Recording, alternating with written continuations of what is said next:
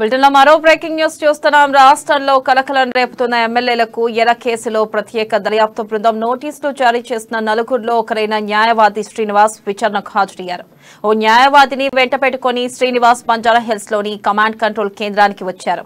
ఈ కేసులో విచారణకు రావాల్సి ఉన్న మరో ముగ్గురి హాజరుపై సందేహాలు నెలకొన్నాయి.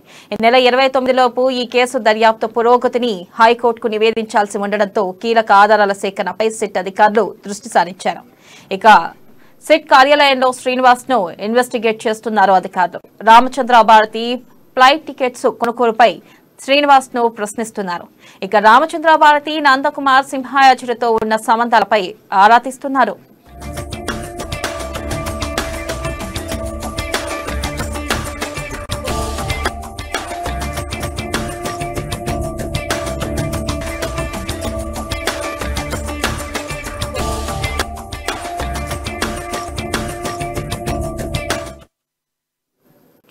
బ్రేకింగ్ న్యూస్ చూస్తున్నాం. రాష్ట్రంలో కలకలం రేపుతున్న ఎమ్మెల్యేలకు ఎర కేసులో ప్రత్యేక దర్యాప్తు బృందం నోటీసులు జారీ చేసిన నలుగురిలో ఒకరైన న్యాయవాది శ్రీనివాస్ విచారణకు హాజరయ్యారు.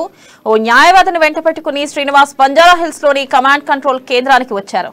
ఇక దీనిపై మరింత సమాచారాన్ని మా ప్రతినిధి లిఖిత అందిస్తారు. లిఖిత, చెప్పండి, ప్రస్తుతం విచారణ ఏ మేరకు కొనసాగుతుంది? అయితే విచారణలో ఏ ప్రశ్నలను సంధించినట్టు ఏమైనా సమాచారం తెలిసిందా? దీనిపై ఉన్న అప్డేట్స్ ఏంటి లిఖిత?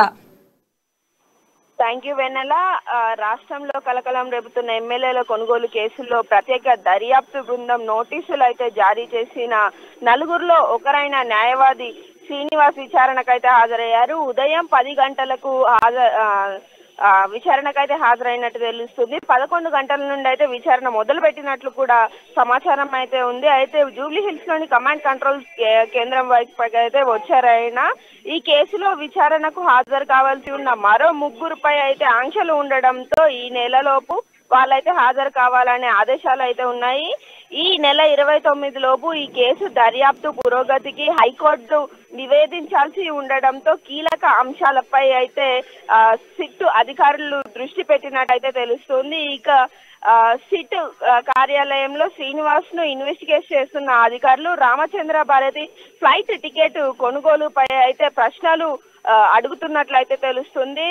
రామచంద్ర భారతి అలాగే నందకుమారు సింహయాజులతో ఉన్న సంబంధాలపై కూడా ఆరాలు తీసే అవకాశాలున్నాయి. ఇంకా ఇక్కడ హైదరాబాద్ కే కాకుండా అటు బెంగళూరులో కూడా సంబంధాలు ఉన్నట్లుగా తెలుస్తుంది. వారు ఎవరు, అసలు ఎలాంటి సంబంధాలు ఉన్నాయి, ఎలాంటి విషయాలపైన వీళ్ళు కలిశారు అనే విషయాలపైన అయితే త్వరలో ఇంకా ప్రశ్నలు అడగనున్నారు. వాటికి సంబంధించిన విషయాలు కూడా వెల్లడించనున్నట్లయితే సమాచారం ఉంది. వెన్నెల.